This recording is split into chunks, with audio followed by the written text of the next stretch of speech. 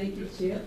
And what I'm gonna do, I'm gonna introduce the team. My name is Trenda Hackett, and I am an employee here at Thomson Reuters. I work in the Knowledge Solutions Department as a technical tax editor. And I previously worked back in Building D in 1065 development, and just have been around the company for almost about 10 years, because I kind of left and came back too. So if I calculate, I might have been here for about 12, almost, but on the record, just about 10. So I am part of a great company or organization that myself and these ladies started. It's called Leaders Growing Leaders. About a year ago, I went up and got a certification under John Maxwell. How many of you familiar with John Maxwell? Raise your hand. Okay, good.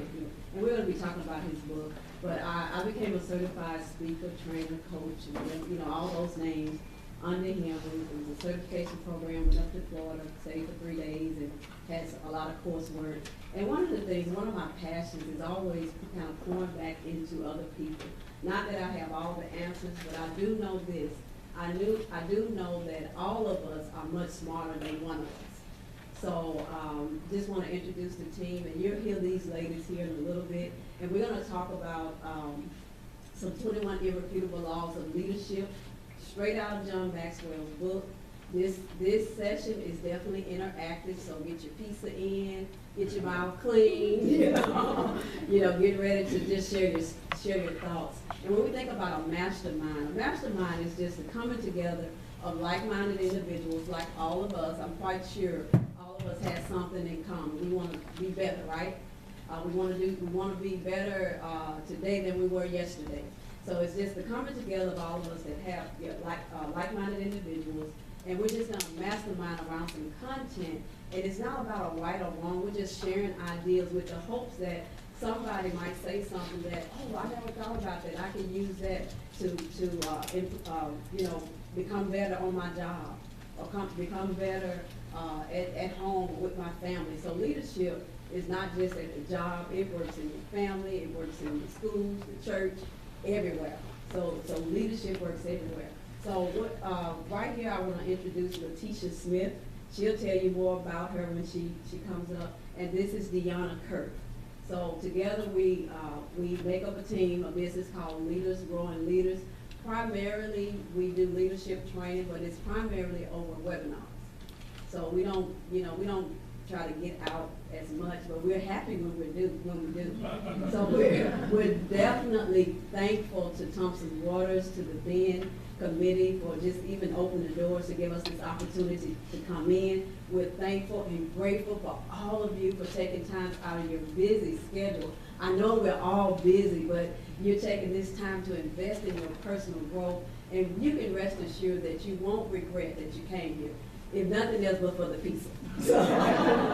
So I'm going to get started, but before we get started, I kind of want to wake us up a little bit. I need everybody to stretch your hands out like this and put your hands together like this. It has been said that you can take them down, just keep them like this, you can do like that. It has been said that you can tell something about yourself by the way you hold your hands. So I'm going to give you a little rubric to tell something about yourself. So if you look at your hands, if your left hand is over your right hand, that means that you're smart. Okay? So if your right thumb is over your left thumb, that means that you are a thinker. Thinker. But if you sometimes, like me, have your thumbs together, that means that you think that you're smart. So we'll get right into this.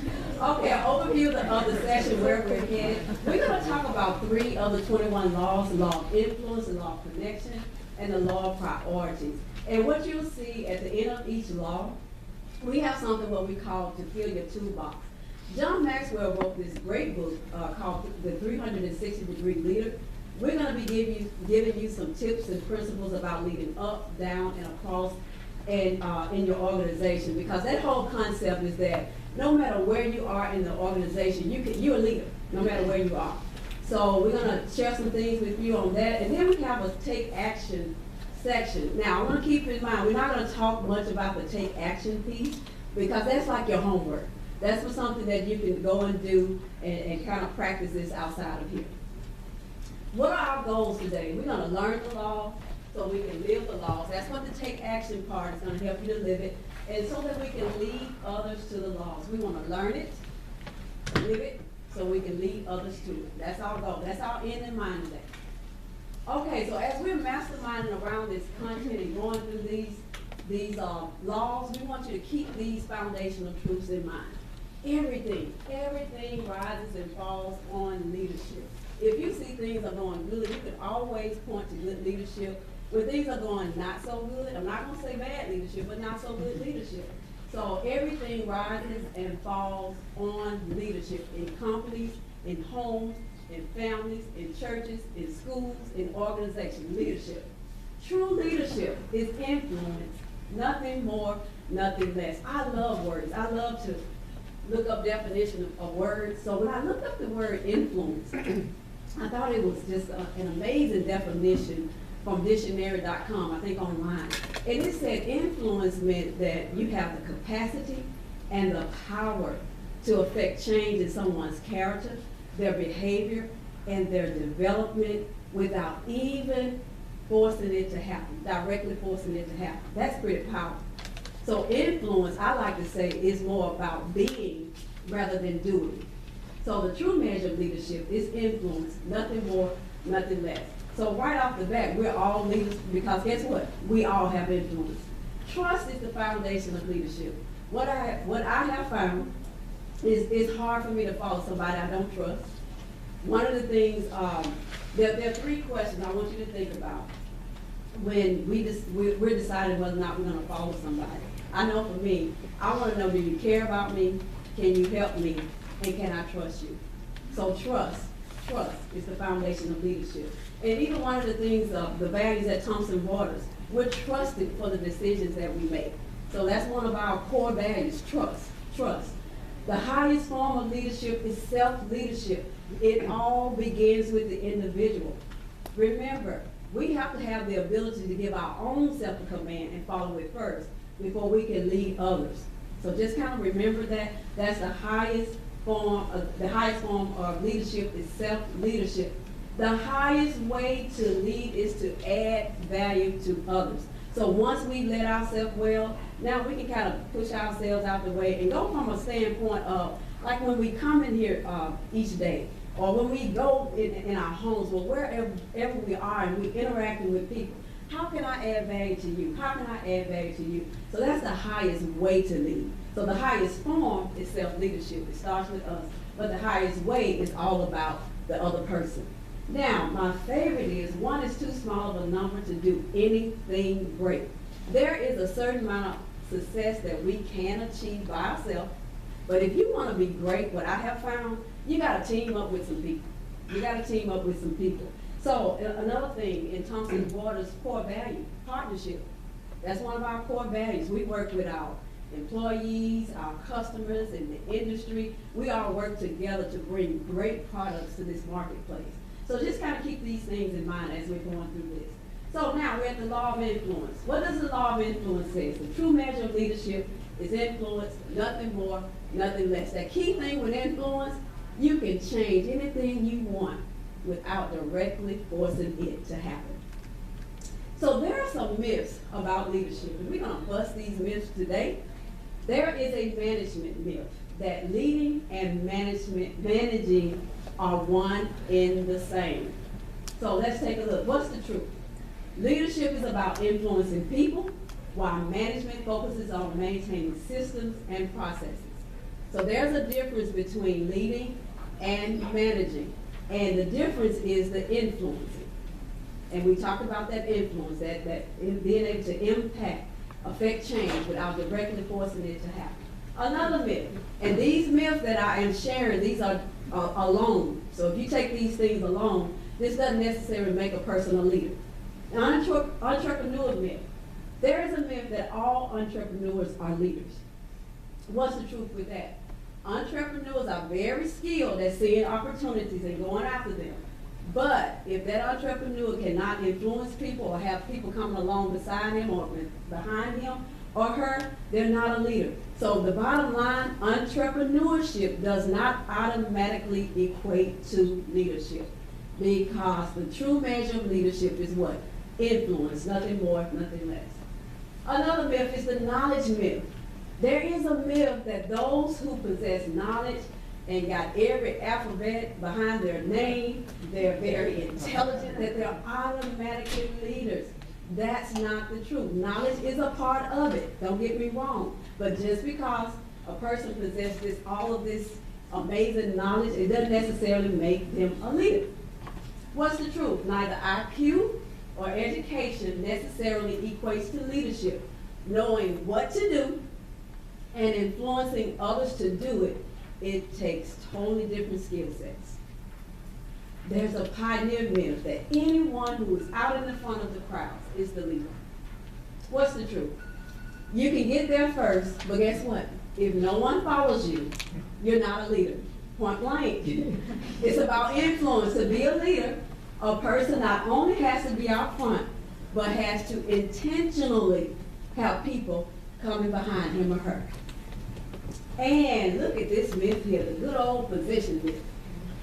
There is a myth that if I have a title or position, that people will automatically follow me. The truth is, it's not the position that makes the leader. It is the leader that makes the position. So I want to encourage you to drop your title right now and just focus on how can we influence others through our leadership. Because the true measure of leadership is influence, nothing more, nothing less. So this is the interactive part. So I hope you got all your pieces all you know. So what I like to do, I like for someone, and we'll have the mic here if you want to speak, is to share an experience where someone was successful in getting you or your team to follow, to support, or get the job done, or start doing something without you having to directly force it to be done. So we're talking about you got these things done through influence. And what were some of the factors? Character, that speaks to who they are. Relationships, who they know. Knowledge, what they know. Intuition, what they feel. Experience, where have they been? Past success, what have they done? Or their ability, what are they capable of? What are some factors that influence your decisions to follow him or her or them? Anybody want to just share an experience? Or describe a situation? So remember, this is the interactive part. I'll volunteer to start off. I think it's something really cool. Let's see, so share an experience where someone was successful in getting you or your team to follow or support, get the job done, or start doing something without directly forcing it. I would say taking on as co-chair of the Black Employee Network. This was something that was presented, and then it just kind of came to us. We had the HR team gave us different qualities that they were looking for. Sharon also took on that job as well, and with the information that they presented as being able to influence the culture here at Thomson Reuters, being able to uplift some of our coworkers, that was what directly influenced me. So hats off to the HR team for pushing this BRG initiative and getting us involved. Anybody else? Anybody else? I would just like to say that the very start of the session is influenced. Okay, wait a minute. Let's get the mic up. Can you step up there?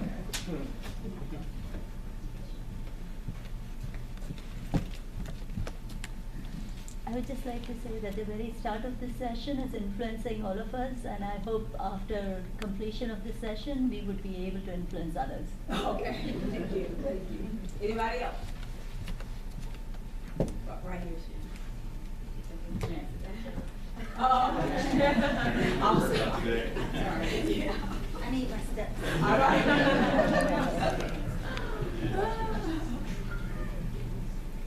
And this is from way back when I was in college, but I used to work in a place called Pivot Sports. And when I started working there, I was so excited because I was an athlete and everything was at my fingertips, and I got a 20% discount. Let's be honest. So, but as time went on, the store manager we had there, he was a nice guy, but there was never, you know, that extra push that we wanted to do as far as making sure the store is perfect. Every night when we went home, make sure we sell the best or buy that. Well, he ended up moving. I can't remember the exact year why he left, but someone came into his place, and his name was Jeff. And still to this day, I think that if Jeff asked me a favor, I would bend over backwards to do it. He always came in, he always had a smile. It didn't matter what was going on in his personal life, he made you feel like he was happy to see you, that you made a difference just being in his life. And he would always ask, you know, how was your day? How are things going? And he'd always know what was going on in everyone's personal life, but it would never carry over into work. It was like this little line where he would ask how it was, and you know, he still expected you to do great things, but he understood if you had a bad day, that maybe you made a bad choice or like that, but it was just, he was always there, always on the in air, and you know, from doing that, he's excelled up into Pivot now, and he's over, I don't know how many districts in the West, so he's done a great job for himself. But. All right. Thank you so much for sharing that. Anybody else? You want to add value to your colleagues.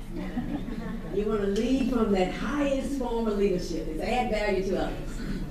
Anybody else?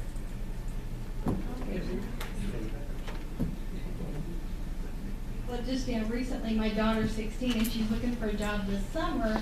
And when you have a 16-year-old daughter, you have to tread lightly because she's going to be like, no, my mom wants that, so I'm not doing that. So I kind of wanted to influence her on what type of job she was going to get. So I just kind of gave her my thoughts. I said, it's up to you, but here are my thoughts. I care about you, but you can do what you want on your type of job. But here's my thoughts. And she was a hesitant to sort of be a lifeguard, and she was like, no. And I said, you're a good swimmer, you know, went through the whole, and at the end I got a text from her today going, yeah, I'm thinking about doing that lifeguard thing you're thinking of. It's kind of just like, I care and here's my thoughts, but you get to make the decisions. You're just trying to come at it from the side where it's like, it's up to you. Not me. All right. She just knows I care about it. Absolutely, and that is the power of influence. John Maxwell has a quote that people don't care how much you know until they know how much you care. So just remember that, and thank you all so much for sharing your experiences. So now, okay, see if this works. Okay, let's try that. Okay. Oh, okay. Wait. Okay, I think I may have put it too. Okay, it's catching up. Okay. And you just one. Okay. So now this is the other interactive part, is to take out your worksheet. We had some pre workshop material that we asked you to bring, and this is just for you. You don't have to share it, but this is the rubric to interpret your results. So if you look at the 3 questions that you were asked to rate yourself on in influence, and what you had to do is total that up. And once you got that total, so kind of look at your range. If your total is 8 to 9, this is a law that's in your strength zone. Make the most of this skill and mentor others in this area. 5 to 7, target this law for growth. You have the potential to make it a strength. 0 to 4, this is a weakness. You may want to hire staff with this strength or partner with others in this area. Okay, so who would be brave enough to, how many fell in the 8 to 9 category? Okay. What about 5 to 7? Okay, 0 to 4? No right, be honest, no right or wrong. So what this is doing, it just kind of gives you a start. It helps you to know, okay, if you're like me, I do reflection every morning, every night, just reflecting back over my day before I plan the day ahead. I want to know, how can I be better than the day before? So just take this for what it is and use it. It's a great tool just to kind of help you target those areas for growth. Okay, so let's fill our toolbox. Now these tools are from John Maxwell's book, The 360-Degree Leader. So I would recommend these two books if you want to put on your shelf. I think they're great books on leadership. And just like Chip said, you know, you take what is for you, leave what you need to leave, take what you need to take. Ways to lead up to your leader. Lead yourself exceptionally well. So the 360-degree leader says, we can lead from wherever we are in the organization, the middleman in the organization. That means you can lead up to your boss, you can lead across to your peers, or you can lead down to your subordinates. So I'm going to share with you ways to lead up to your leader. Lead yourself exceptionally well. Manage your time, manage your priorities, manage your personal life. It's that self-management piece. How can you lead yourself exceptionally well? Because it adds value to a leader when their employees are, you know, whole and well. Now, we do realize that sometimes some things happen, but as much as it depends on us, let's try to be good self-managers. Lighten your leader's load. Lighten your leader's load. It lightens your leader's load when the leader doesn't have to worry about, okay, did this person get this done, or did this team get this done? Lighten your leader's load. Be willing to do what others want. The main thing others won't do is take blame. So be willing to take blame and don't make excuses. That's the way to lead up. Lead up. Be prepared every time you take your leader's time. And in John Maxwell's book, he says, take 10 minutes to prepare for every minute of your leader's time. And he gives an example of Bill Gates. You know, if you're going to be talking to Bill Gates for 5 minutes, you had better be prepared. So just a rule of thumb, take 10 minutes. You know, value your leader's time, because your leader is more than you. They have to lead. So just be prepared every time you take your leader's time. Know when to push and know when to back off. Become a go-to player, go-to team player. How cool it is to be a person that your leaders, let's say if somebody else is on your team and you got your person that you directly report to, and if somebody else come up with an issue, to have somebody on their team and say, go to Trenda, go to RC, you know, go to Sharon, go to Jennifer, you know, just have a point to become that for your leader, because that is the highest way to lead, is to add value to others. You add great value to your leader.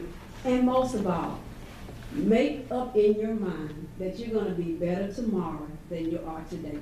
So those are some pretty cool ways to lead up to your leader. I will say they have worked for me in my career. You should try them. Definitely try them. Get the book. It goes in more details. If you want to know more specifics on specific ways I can lighten my leader's load. And the bottom line is, you know, do your job. Do what you're told to do. You know, do what you're asked to do. And that whole thing about be willing to do what others won't do. There's a lot of things that we say we won't do, but there's a quote that says that successful people do what unsuccessful people won't do. So just think about it. Okay, so here's your action item. We're gonna put these slide decks up on the hub. So this activity is for you to be intentional, and be intentional about influencing 5 people. 5 people. You can pick whatever week or wherever you want to do this. It could be on the job, it could be in your family, it could be wherever you are. But be intentional. Just say, I'm going to be intentional about influencing 5 people. And at the end of that week or whenever you do it, reflect on each of those experiences, noting your expectation, what you expected, and noting the results. So this is just for growth. This is just for growth. And that's all I have to say about the law of influence. Just remember, the true measure of leadership is influence, nothing more, nothing less. Remember that definition of influence. That means you, me, all of us have the power, the capacity to affect change in someone's character, their behavior, and their development without directly forcing it to happen. A lot of it is more about being the change that you want to see, being what you want to see. And I know my personal story, about a year ago, my husband got this very bad doctor report. We were faced with a life and death situation. But rewind before that, I was always the nagging wife, getting on my husband and saying, well, you need to eat right, and you need to do this, and you know, you need to do this, but I was not cooking right.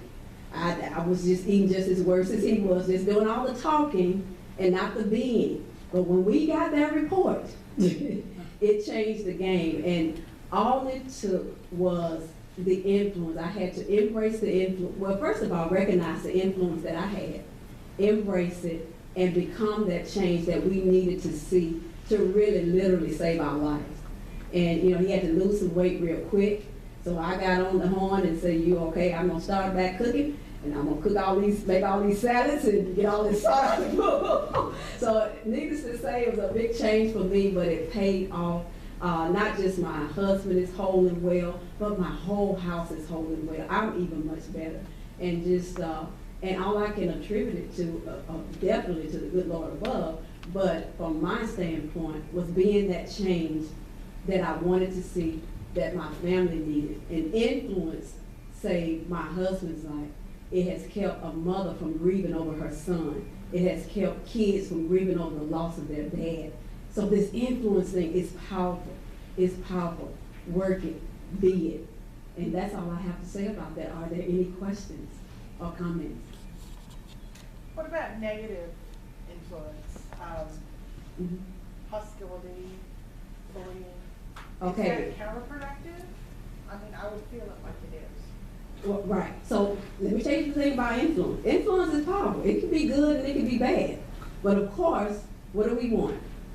We want that positive influence. So understand that, you know, even we have to realize the influence that we have, even with the words that we say.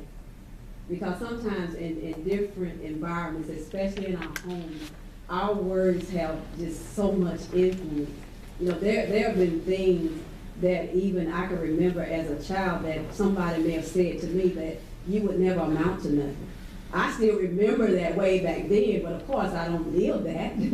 But as a, you know, as an adult, I still remember that. So that had an influence on me. But I just chose to take it and, you know, take those lemons and make some lemonade. so just be, influence is so powerful to you. You really have to be mindful of it because people do what people see. So just keep that in mind. We have to watch what we say.